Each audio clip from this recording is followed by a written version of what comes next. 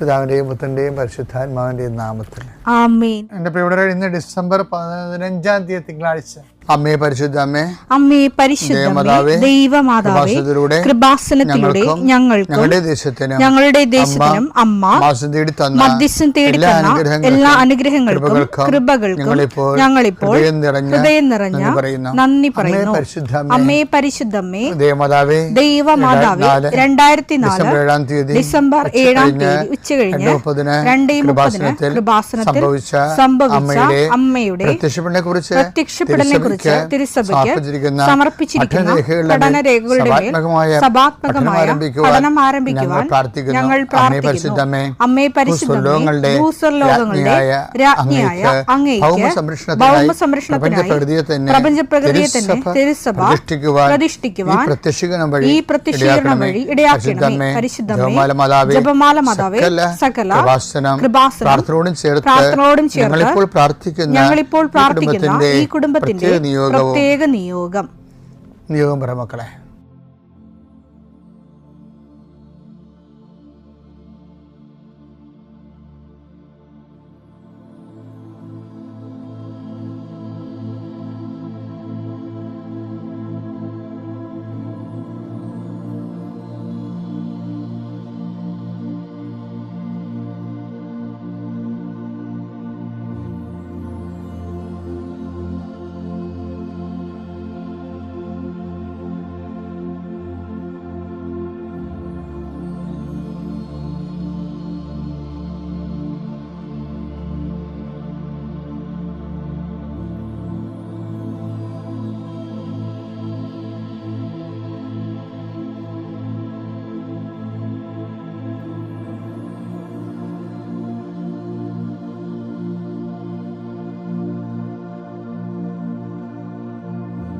അമ്മയുടെ പ്രത്യക്ഷീകരണത്തിന്റെ ഈ അനുഗ്രഹവേളയിൽ ഞങ്ങൾക്ക് സാധിച്ചു തരുവാൻ കനിയണമേ. ആമേൻ. വിശ്വാസ പ്രമാണം. സർവശക്തനായ പിതാവും ആകാശത്തിന്റെയും ഭൂമിയുടെയും സൃഷ്ടാവുമായ ദൈവത്തിൽ ഞാൻ വിശ്വസിക്കുന്നു. അവിടുത്തെ ഏകപുത്രനും ഞങ്ങളുടെ കർത്താവുമായ ഈശോമിശിഹായിലും ഞാൻ വിശ്വസിക്കുന്നു. ഈ പുത്രൻ പരിശുദ്ധാത്മാവിനാൽ ഗർഭസ്ഥനായി കന്യകാമറിയത്തിൽ നിന്ന് പിറന്ന് പൊന്തിയോസ് പീലാത്തോസിന്റെ കാലത്ത് പീഡകൾ സഹിച്ച് കുരിശിൽ തറയ്ക്കപ്പെട്ട് മരിച്ച് അടക്കപ്പെട്ട് പാതാളങ്ങളിൽ ഇറങ്ങി മരിച്ചവരുടെ ഇടയിൽ നിന്ന് 3-ാം നാൾ ഉയർത്ത് സ്വർഗത്തിലേക്ക് എഴുന്നള്ളി സർവശക്തിയുള്ള പിതാവായ ദൈവത്തിന്റെ വലതുഭാഗത്തിരിക്കുന്നു. അവിടെ നിന്ന് ജീവിക്കുന്നവരെയും മരിച്ചവരെയും വിധിക്കുവാൻ വരുമെന്നും ഞാൻ വിശ്വസിക്കുന്നു. പരിശുദ്ധാത്മാവിലും ഞാൻ വിശ്വസിക്കുന്നു. വിശുദ്ധ കത്തോലിക്കാ സഭയിലും പുണ്യവാന്മാരുടെ ഐക്യത്തിലും പാപങ്ങളുടെ മോചനത്തിലും ശരീരത്തിന്റെ ഉയർപ്പിലും നിത്യമായ ജീവിതത്തിലും ഞാൻ വിശ്വസിക്കുന്നു. ആമേൻ. സുഖസ്ഥനായ ഞങ്ങളുടെ പിതാവേ, അങ്ങയുടെ നാമം പൂജിതമാകണമേ. അങ്ങയുടെ രാജ്യം വരണമേ. അങ്ങയുടെ തിരുമനസ് സ്വർഗത്തിലെ പോലെ ഭൂമിയിലും ആകണമേ. അന്നു വേണ്ടുന്ന ആഹാരം ഇന്ന് ഞങ്ങൾക്ക് തരണമേ. ഞങ്ങളോട് തെറ്റ് ചെയ്യുന്നവരോട് ഞങ്ങൾ ക്ഷമിക്കുന്നത് പോലെ ഞങ്ങളുടെ തെറ്റുകൾ ഞങ്ങളോടും ക്ഷമിക്കണമേ. ഞങ്ങളെ പ്രലോഭനത്തിൽ ഉൾപ്പെടുത്തരുതേ, തിന്മയിൽ ഞങ്ങൾ രക്ഷിക്കണമേ. ആമേൻ. നന്മ നിറഞ്ഞ മറിയമേ, സ്വസ്തി. കർത്താവ് അങ്ങയുടെ കൂടെ സ്ത്രീകളിൽ അങ്ങ് അനുഗ്രഹിക്കപ്പെട്ടവളാകുന്നു. അങ്ങയുടെ ഉദരത്തിൻ ഫലമായി ഈശോ അനുഗ്രഹിക്കപ്പെട്ടവനാകുന്നു. പരിശുദ്ധ മറിയമേ, തമ്പുരാന്റെ അമ്മേ, പാപികളായ ഞങ്ങൾക്ക് വേണ്ടി ഇപ്പോഴും ഞങ്ങളുടെ മരണസമയത്തും തമ്പുരാനോട് അപേക്ഷിക്കണമേ. ആമേൻ. കർത്താവേ, നിന്റെ ഉന്നതമായ നാമത്തിന് സ്തോത്രം ചെയ്യുന്നു. കർത്താവേ, നിന്റെ വിശുദ്ധ പൗരോഹിത്യത്തെ മഹത്വപ്പെടുത്തണമേ. കർത്താവേ, സഭയിലുള്ള സാന്നിധ്യം ദൃഢമാക്കണം. 39 വർഷം ഞാൻ അർപ്പിച്ച കൃപാന്റെ യുഗതിയാണ്. കൃപാസ്ഥാനത്താറെ ജീവനോടെ പ്രത്യക്ഷപ്പെട്ട അതിൻ്റെ പ്രത്യക്ഷത്തിന്റെ സ്ഥിരീകരണത്തിൻ്റെ അടയാളം കിട്ടാൻ പിതാവിൻ്റെയും പുത്രൻ്റെയും പരിശുദ്ധനാമത്തിൽ അങ്ങനെ മക്കളെ ആസ്വദിക്കുന്ന ലോകം മുഴുവനുള്ള മക്കൾ ഈ സമയത്ത് കർത്താവേ, ഇന്നത്തെ ആവശ്യത്തിന് വേണ്ടി പ്രാർത്ഥിക്കണിച്ചേ. ഈ പ്രാർത്ഥന കഴിഞ്ഞിട്ട് വേണം അവർക്ക് ഓരോ വ്യക്തികളെ കാണാൻ, അവർക്ക് ഓരോ രേഖകളുമായിട്ട് പോകാൻ, അവർക്ക് ഓരോ അവരുടെ യാത്ര പുറപ്പെടാൻ, അവരുടെ വാഹനങ്ങളിൽ പോകാൻ.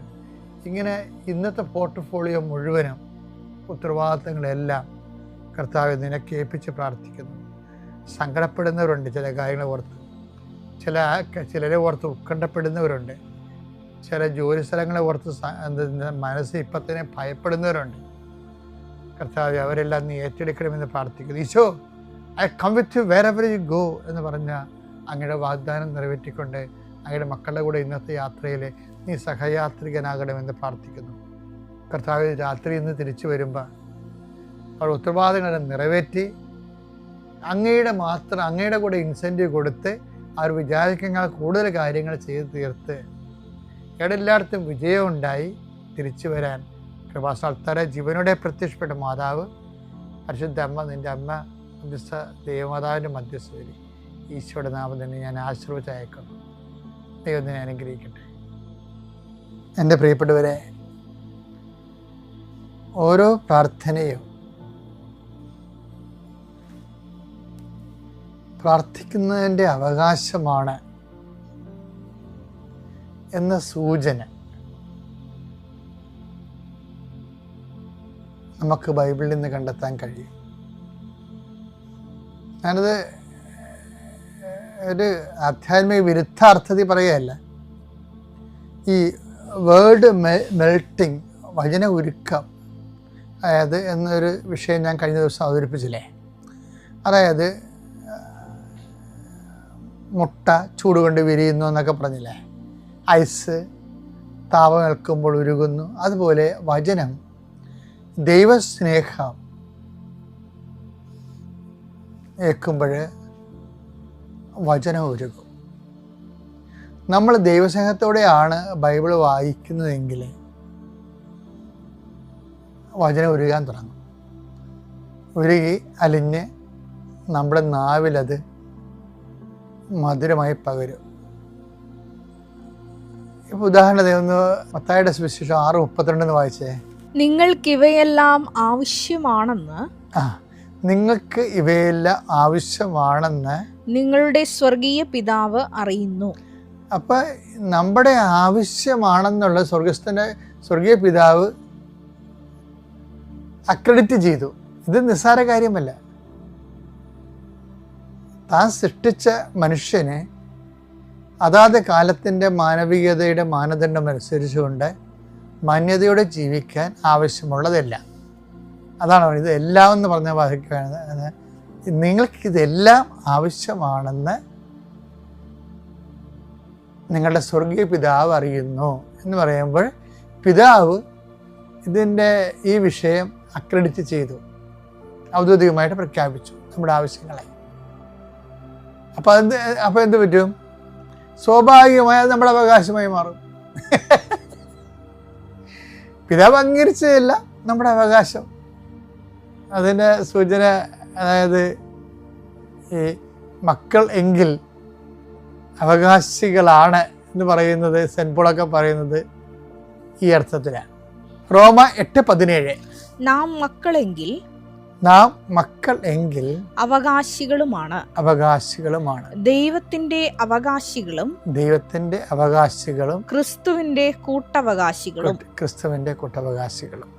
ഇപ്പൊ നിങ്ങൾക്കിതെല്ലാം ആവശ്യമാണെന്ന് നിങ്ങളുടെ സ്വർഗീയ പിതാവ് അറിയുമെന്ന് പറയുമ്പോൾ പിതാവെന്നവിടെ ഈശോ പറഞ്ഞ സ്ഥിതിക്ക് നമ്മൾ മക്കളായി. മക്കൾ ആണെങ്കിൽ അവകാശികളാണെന്നുള്ളതും ആദിമസഭയുടെ ബോധമാണ്. പൊതുബോധം എന്നൊക്കെ പറയില്ലേ, ആദിമസഭയുടെ പൊതുബോധം. എന്താണ്? അതുകൊണ്ട് തന്നെ നമ്മുടെ ആവശ്യങ്ങളെല്ലാം അവകാശങ്ങളാണ്. ഇനി വരുന്ന ഒരു വെല്ലുവിളിയുണ്ട്. അവകാശങ്ങളെക്കുറിച്ച് പറയുമ്പോൾ അതിൻ്റെ കൂട്ടത്തിൽ നമ്മൾ പറയുന്ന സംഭവമുണ്ട്. എന്താണ്? കടമകൾ. അപ്പോൾ അവകാശങ്ങളെക്കുറിച്ച് നമ്മൾ പറഞ്ഞു കഴിഞ്ഞാൽ സ്വാഭാവികമായ അവകാശം പ്രാപിക്കാൻ വേണ്ടി സ്വാഭാവിക നീതി നമ്മളോട് ആവശ്യപ്പെടുന്നത് എന്താണ്? കടമകളാണ്. കടമകൾ ഏറ്റവും പ്രധാനപ്പെട്ട കടമ എന്താ? 1 കൊറിന്ത്യർ 9:16 എടുത്തേ. ഞാൻ സുവിശേഷം പ്രസംഗിക്കുന്നെങ്കിൽ അതിലെനിക്ക് അഹംഭാവത്തിന് വകയില്ല. അത് എന്റെ കടമയാണ്. ഞാൻ സുവിശേഷം പ്രസംഗിക്കുന്നില്ലെങ്കിൽ എനിക്ക് ദുരിതം. അപ്പൊ ഇതിൻ്റെ അകത്തൊരു മെയിനായിട്ടുള്ള കടമയെന്ന് പറയുന്നത് സുവിശേഷം ജീവിക്കുക, സുവിശേഷം കൈമാറുക എന്നുള്ളതാണ്. ഈ വിഷയത്തിനാണ് നമ്മൾ പ്രാധാന്യം കൊടുക്കേണ്ടത്. നമ്മളെ ഒരു വ്യക്തി ദൈവാനുഗ്രഹം ഈസിയാക്കാനുള്ള, ലളിതമാക്കാനുള്ള ഏറ്റവും ഒരു നടപടിക്രമം എന്ന് പറയുന്നത് നമ്മുടെ കടമകൾ നമ്മൾ ഭംഗിയായി നിർവഹിച്ച് ദൈവത്തിന് നമ്മളെ സഹായിക്കാൻ പറ്റുന്ന ഒരു സിറ്റുവേഷൻ ക്രിയേറ്റ് ചെയ്യാൻ നോക്കണം. എന്താണ് അത്? അതായത് ഞാൻ സുവിശേഷം പ്രസംഗിക്കുന്നെങ്കിൽ അതിൽ എനിക്ക് അഹംഭാവത്തിന് വകയില്ല. അത് എന്റെ കടമയാണ്. അതായത് എന്റെ വിഷയം വെച്ചാല് ഈ കടമ നമ്മൾ സ്നേഹത്തോടെ നിർവഹിച്ചു കഴിഞ്ഞാൽ, അതായത് സുവിശേഷ വിഹിതമായി ജീവിക്കുക, അത് സുവിശേഷം പ്രഘോഷിക്കുന്നതിനും തുല്യമാണ്. സുവിശേഷം മറ്റുള്ളവർക്ക് കൈമാറുന്നതും സുവിശേഷം പ്രസംഗിക്കുന്നത് തുല്യമാണ്. സത്യം പറഞ്ഞാൽ ഈ വിഷയം ഒന്ന് കറക്റ്റ് ചെയ്താൽ മറ്റുള്ളതെല്ലാം ഓട്ടോമാറ്റിക്കായിട്ട് കറക്റ്റാകും. ഓരോ ദിവസവും ഈ ഡെയിലി ബ്രെഡ് കൂടുന്നവരെ, അതുകൊണ്ട് മെച്ചമുണ്ടാക്കി നിങ്ങൾ വളരാൻ ഉദ്ദേശിക്കുന്നുണ്ടെങ്കിൽ നിങ്ങൾ സുവിശേഷത്തിൻ്റെ പ്രചാരകരായി മാറണം. നിർഭാഗ്യവശാൽ ഇത്രയും സുവിശേഷ വേലകളെല്ലാം നടന്നതിന് ശേഷവും സുവിശേഷം ബോധപൂർവം കൈമാറുന്ന വളരെ 2% കത്തോലിക്കരെ നമ്മൾ കണ്ടെത്താൻ പറ്റുന്നുള്ളൂ. ഇതാണ് സഭയുടെ ഏറ്റവും വലിയൊരു വെല്ലുവിളി. നിങ്ങളെ കൂടുതൽ സുവിശേഷകരുണ്ടാകാനും സുവിശേഷം ജീവിക്കുക എന്നുള്ള ലക്ഷ്യമാകാനും അങ്ങനെ ദൈവത്തിരുസന്നിധിയിൽ അനുഗ്രഹങ്ങൾക്കും അവകാശങ്ങൾക്കും യോഗ്യമാകാനും ബോധപൂർവമായ ശ്രമം നമ്മുടെ ഭാഗത്ത് ഉണ്ടാകുന്നതാണ് ഈ പറഞ്ഞതിൻ്റെ ചുരുക്കം. പ്രാർത്ഥിക്കാം. കർത്താവേ, നിന്റെ ഉന്നതമായ നാമത്തിന് സ്തോത്രം ചെയ്യുന്നു. കർത്താവേ, ഞങ്ങളുടെ പ്രാർത്ഥനകള് ഞങ്ങളുടെ അവകാശങ്ങളാണ്. അവകാശം പ്രാപിക്കാൻ കടമ നിർവഹിക്കുന്നതിന്റെ ഭാഗമായി സുവിശേഷ വേല ചെയ്യാനും സുവിശേഷം ജീവിക്കുവാനും സാക്ഷ്യം വഹിക്കുവാനും ഞങ്ങളെ സഹായിക്കണമേ. പിതാവിന്റെയും പുത്രന്റെയും പരിശുദ്ധാത്മാവിന്റെയും നാമത്തിൽ.